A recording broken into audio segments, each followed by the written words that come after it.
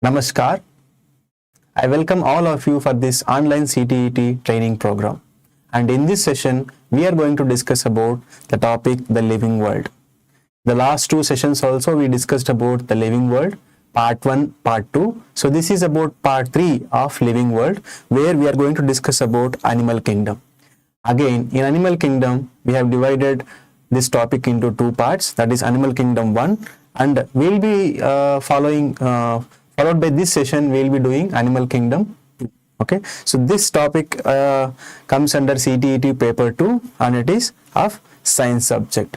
So my name is K. Madhu and I am from Regional Institute of Education, Mysuru, NCRT. So let us move forward and let us see how this session is going to be and how we are going to we are going forward with this session. So first and foremost, we will be discussing about the concepts on which CTET was focusing on majorly within this topic. Then we'll discuss those topics based on the previous year questions. We will be discussing those topics which are very important in this topic. Then we will also solve the previous year questions related to the topic. Then we'll have a quick recap. So we'll be following this sequence for this session. And so before going into the topic, we'll also discuss what are the major topics, what are the commonly tested topics in CTET in the previous years. So as you can see here, these were the topics most touched upon, regarding invertebrates, amphibians, again in invertebrates, special animals, and again in that amphibians. And there is a special process called as metamorphosis, again in amphibians. How metamorphosis takes place, what is the role of metamorphosis, also asked many questions. Then fish and gills, the respiratory organs of fishes, adaptations and habitats of different organisms within the animal kingdom, and vertebrates class. So these are the mostly touched upon concepts in this animal kingdom. So let us see how much we can do in this session. And we also have session 2 with respect to animal kingdom itself. Basically, when we analyze the questions of animal kingdom, the dominant questions are from the the number of number of chambers in the heart of different animals. Like for example, the chambers of heart differs in different animals. Like we have 2-chambered animals, we have 3-chambered animals, we have 4-chambered animals. So basically questions were on this concept, the number of the heart and the number of hearts, and what kind of animal it is and which class it falls into. So these kind of questions are very repeatedly asked in the CTET. So we should be focusing more on this heart and the chambers of topic and respiratory organs. Okay, so fish and gills also one more concept, and one more important concept is metamorphosis. So what is metamorphosis, and what are the needs for metamorphosis, and what happens in metamorphosis. So let us move forward and understand concepts related to these most important topics. We'll discuss them. Then after that we will see how the questions were being asked from these concepts. So first and foremost is animal kingdom. Okay, the living world, generally the questions were also there from biotic and abiotic components. So what are biotic components, what are abiotic components? So plants also fall into biotic components as they are also living, but animals have 2-3 more characteristics than plants, and because animals are very different from plants. How they are different? All the animals are heterotrophic in nature, whereas most of the plants, almost all the plants, are autotrophic in nature. So, and there is one more major difference between plant and animal is the movement.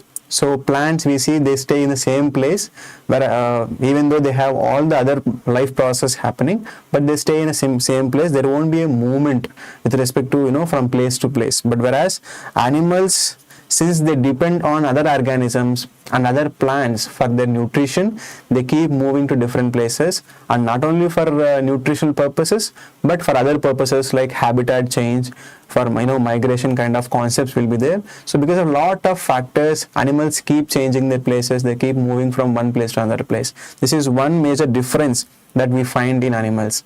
Okay, so apart from that, they have all other common characteristic from plants.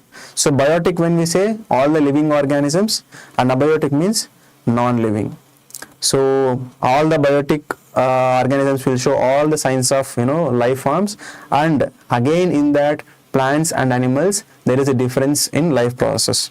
So movement is a major difference. So these are the examples of biotic and abiotic components. So we'll see how the question was asked with respect to this concept also. We'll go to the next concept, that is vertebrates and invertebrates. So what are vertebrates and what are invertebrates? So questions were related to these topics also regarding vertebrates and invertebrates. So what are vertebrates? Vertebrates are they fall into the phylum Chordata.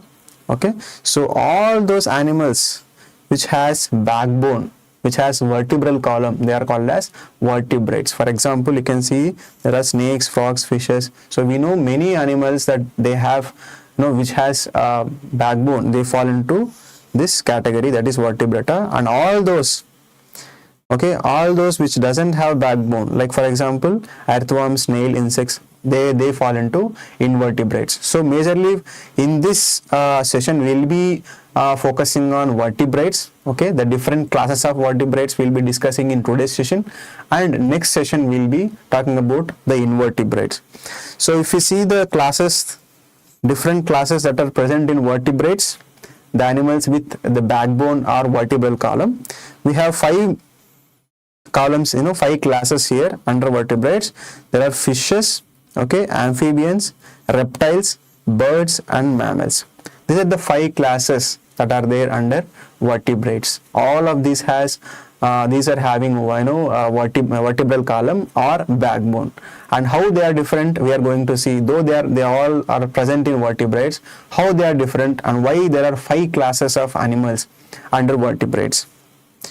In this session we will be focusing more on chordates, chordates only. So these are the 5 different classes that are there in chordata, that is the animals which are having vertebral columns. So let us have a glance, because the questions were asked in such a way, the questions were asked based on the what kind of blood these animals have, how many chambers they are possessing in their hearts, what kind of respiratory organs they have, and what kind of reproduction they undergo, and how do they reproduce in their life cycle.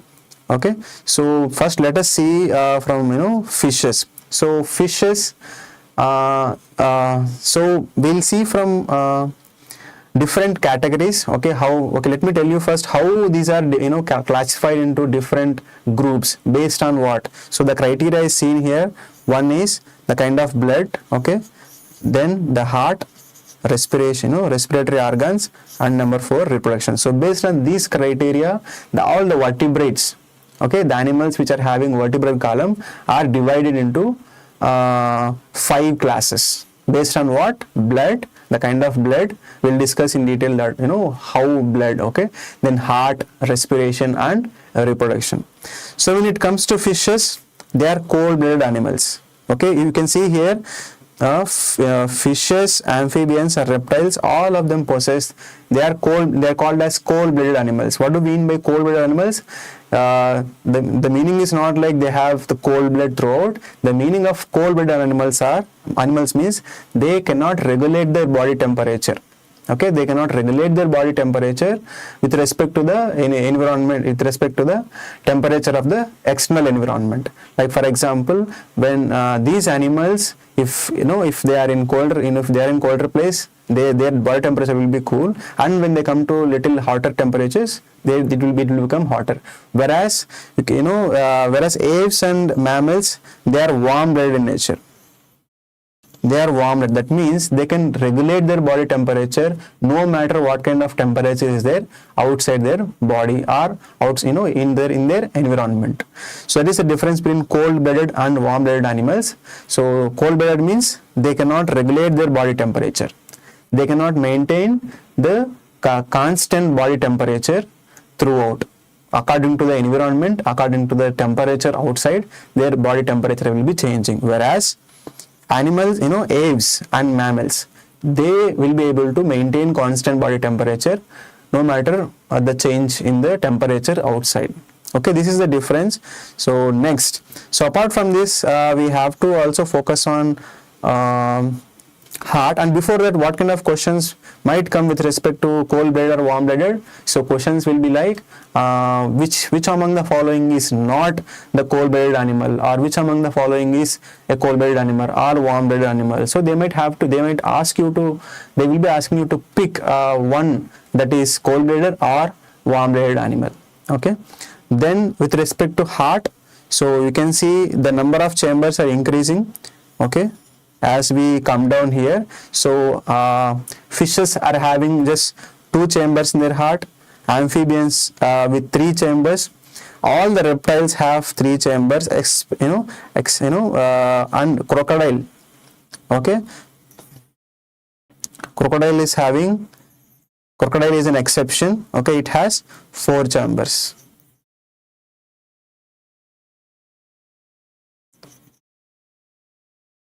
Okay, so crocodile is the only reptile that will have 4-chambered heart, and all the aves will have 4 chambers, and all the mammals also will be having 4. Why there is this difference? Why there are less number of chambers in fishes, amphibians, and reptiles, and why there are more chambers in aves and mammals? It is because you can see it is because of their characteristic of the cold-blooded nature of the animals. So cold-blooded nature of cold-blooded animals will have less number of heart chambers because the efficiency and the demand for oxygen is little less, because they won't constantly maintain or regulate the body temperature.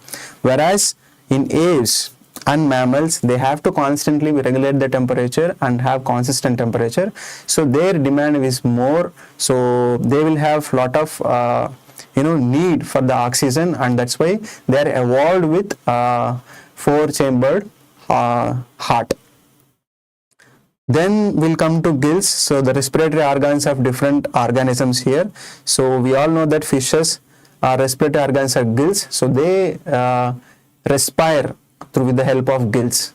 So gills are the ones which will help them to exchange the gases. But again, with respect to gas, so fishes take the dissolved oxygen because they will be present in the water. But whereas other animals like other reptiles, aves and mammals, they are outside, they are terrestrial animals, and they consume the gaseous state of oxygen. Whereas most of the amphibians, fishes and all, they consume the dissolved oxygen present in the water. So if you see amphibians, they have three different organs: gills, skin, and lungs. So they respire through these 3 different parts in their life. Why? How come they come up with these 3 types of respiratory organs? Because in their in their early stages, they will possess gills. So in the larval stage, they will be having gills, and they will be respiring through gills only. So when they become adults, they start developing lungs. So there is a drastic change that is happening with respect to the development of respiratory organ. So this process is called as metamorphosis, where a drastic changes happens, and there won't be a similarity between the younger amphibian and the adult amphibian. We'll see an example of amphibian and metamorphosis in frog. That time you'll understand. But skin is also one of the respiratory organ, okay, which will be used by amphibians for the respiration process. And next, reptiles use only lungs. Okay, aves lungs, mammals are also lungs. So aves are aerial organisms. They have air sacs, and we have diaphragm. So if you remember the respiratory system of ours, so you do understand that we have diaphragm just beneath the lungs, which will help us which will help us in the process of inhalation and exhalation. So reproduction, so mostly all of them lay eggs. So fishes lay eggs in water, amphibians also, they also lay eggs in water, and reptiles, they also lay eggs, but they lay outside, okay, not inside the water. So that is why they are called as cladioc eggs, okay. They are very different from the eggs of fishes and amphibians, because they will be hard in nature, and hard are leathery coating, they'll have leathery shells they have. Then aves have hard shells, because hard shells, why they have hard shells? Because they are terrestrial animals and the most protection is necessary, so they will have hard shells which are made up of calcium carbonate, okay. Whereas mammals directly give birth to their young ones, they don't lay eggs, they directly give birth to their young ones. So if you see here, you should remember the major point that we have to remember here, from the from CTET perspective, is remembering the number of chambers for different animal class, okay. How many chambers in fishes, how many chambers in amphibians, how many chambers in reptilia, and so on. So this is very important. So I would like to tell you, you should be able to remember the heart, the chambers that are present in different organism hearts. This is very important. Okay, this is very important. Please, everybody should remember, because repeated questions will be coming from this heart, concept. Next, we'll little in detail we'll see about different classes of vertebrates. Okay, how the about fishes. So we also discussed the features of fishes, that they are cold-blooded in nature. That means they can't regulate their body temperature. They cannot maintain constant body temperature with respect to the outside environment. So they are two-chambered, okay, two-chambered animals. So we have to remember this. And breathing through gills. So they always breathe through gills, and they take dissolved oxygen, okay, not air. So they lay eggs in the water. So these are the few facts that we need to remember. Because in CTET, so these kind of facts, they were mostly testing these kind of facts in this concept. With respect to skin and diversity, they will have a mucus layer because it is antimicrobial in nature. So from microbes, they get protection. So mucus layer will be there on the skin. Okay, that is as a protective layer. So they have scales, which acts as a structural armor, and also it helps them to move, very easily in the water. So these are the examples of fishes. And so dissolved oxygen, very important. What kind of oxygen they take dissolved oxygen from the water. So amphibians, so they are three-chambered.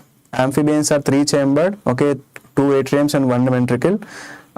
So they have three ways of breathing, as we discussed. Gills, okay, tadpole is one stage of life cycle, in frog's life cycle, one of the stages tadpole, in which they will have gills for respiration. So when they become adults, they will have lungs, okay, and they will have moist skin also.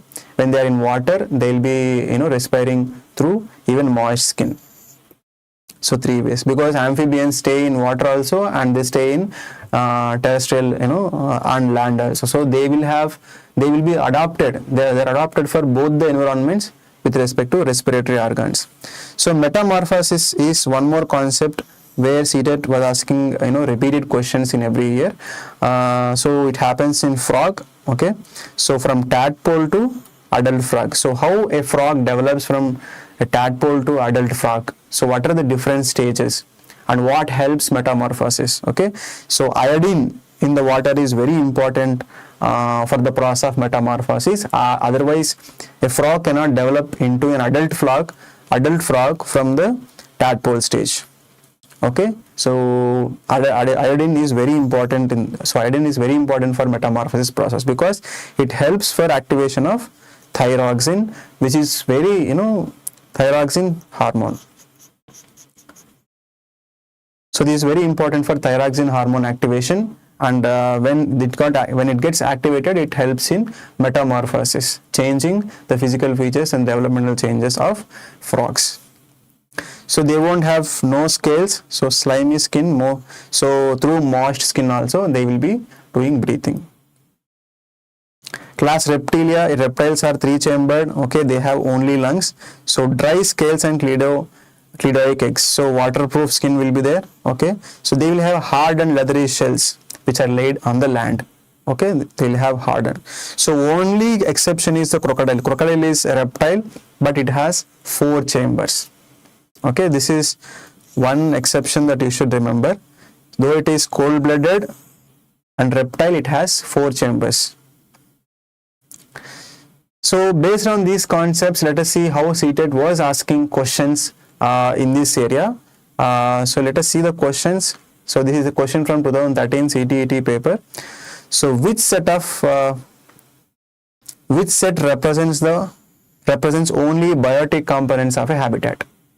Okay, which set represents only the biotic components of a habitat? So we have to see the set of organisms which will be living in a single habitat.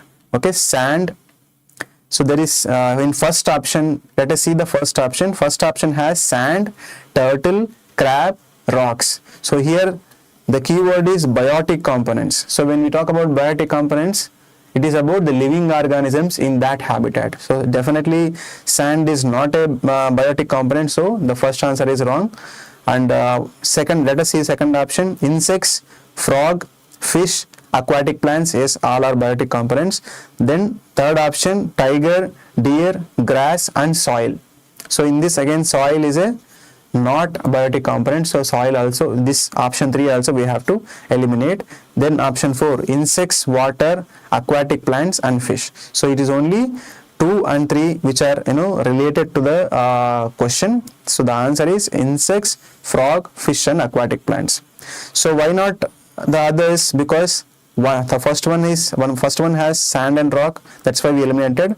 And the fourth one has third one is soil. Okay, there is a small mistake from my side, I'm sorry. So water is not a biotic component. Okay, water is not a biotic component, so we have to eliminate that also. The most appropriate answer is the option that has all the biotic components. I forgot to see water here, so in fourth option. So fourth option is also wrong because water is there. So second one is the right answer. So plants, animals, fungi, microbes, okay, insects, frogs, all these are living, okay, all the living beings are called as the biotic components. Next question, let us move forward to next question from 2019. Okay, an animal has a long segmented body with many muscles and moves forward by curving its body into loops. It is mostly, okay, this is related to the next invertebrates. Okay, this this question is related to invertebrates. So let us discuss it in next session. In next session anyway we'll be doing invertebrates, so let us discuss at that point of time. So that is not related here. And third question again from 2019 paper. So what is the function of gills in a fish? So they're asking about the functions of gills here. Again, it comes under respiratory organs of vertebrates. So what are the functions? Is it excrete waste into water? Is it take in oxygen from air? Or is it absorb nutrients from water? Or is it absorbing dissolved oxygen from the water? So which one? The gills function is, gills is a respiratory organ and it helps in taking oxygen from the water. Which one? What kind of oxygen? It is absorbing dissolved oxygen. Okay, so gills extract dissolved oxygen from the water. Okay, and they are cold-blooded with 2 chambers. Why the rest of them will fail? Why the rest of the answers are not correct? Because the first one is talking about excretion, the other one is talking about nutrients, nutrition, and the second one is talking about taking oxygen from the air. Whereas fish live in the water, so it needs dissolved oxygen but not oxygen from the air. So fourth question, this question from 2015. The question is, which element must be present in water for tadpole metamorphosis? Okay, the question is about metamorphosis, very important. Which element must be present in water for tadpole metamorphosis? Just now we were discussing what is necessary for metamorphosis to happen. There is an element that is necessary in the water. It should be there in the water so that metamorphosis happens in the frogs. So which is that one? It is iodine. So iodine is the answer. So because iodine activates thyroxine, which helps in metamorphosis of the organism, amphibians. So amphibians, they also breathe with three organs: gills, lungs and moist skin. So let us move forward. So one more question. The question is, a vertebrate that is cold-blooded but has 4-chambered heart. We were discussing very important exception that we were talking about with respect to reptiles. Okay, so a vertebrate that is cold-blooded but has 4-chambered heart. What is it? It is the crocodile. Okay, so frog is an amphibian, so it is wrong. Lizard is a reptile but doesn't have 4 chambers, and even snake. So crocodile is the only exception which is a reptile, okay, which is cold-blooded but has 4-chambered heart. Yeah, 4-chambered heart. Crocodile is an exception. So please remember this fact, because questions were repeatedly asked about this, and till now we have seen the concepts and the questions. Let us just revise once, and next whatever the other content that is about invertebrates we will discuss in the next session, that is part 2 of the animal kingdom. So for now let us conclude by just revising the facts that we learned now, because most of the questions will be from these facts only. Okay, so biotic is equals to living, non-biotic is to non-biotic, abiotic is non-living. Vertebrates have backbone, okay, and heart. Definitely questions will be coming from heart and heart chambers of different animals. So we should remember fishes have 2, amphibians and reptiles has 3 chambers. But again, reptiles there is an exception. Okay, crocodile has 4. Birds and mammals have 4-chambered hearts. Okay, so gills absorb dissolved oxygen, and we also have to remember the respiratory organs of different animals. Like gills are there for fishes, mammals have lungs, reptiles also having lungs. Then iodine is one important element that is required, that should be present for the process of metamorphosis in the water. Then crocodile is an exception for 4-chambered heart. So these are the facts based on which the repeated questions were asked in the previous years in CTET exams. So I hope you remember all this, and mostly apart from all these questions, work on more questions with respect to these concepts especially. Okay, so this is what about today's session regarding animal, part 1 of animal kingdom, where we discussed vertebrates, the organisms with the backbone and their respiratory organs, their nature, whether they are cold-blooded or warm-blooded, their reproduction and all that. So thank you, and we'll conclude this session here. Thank you so much.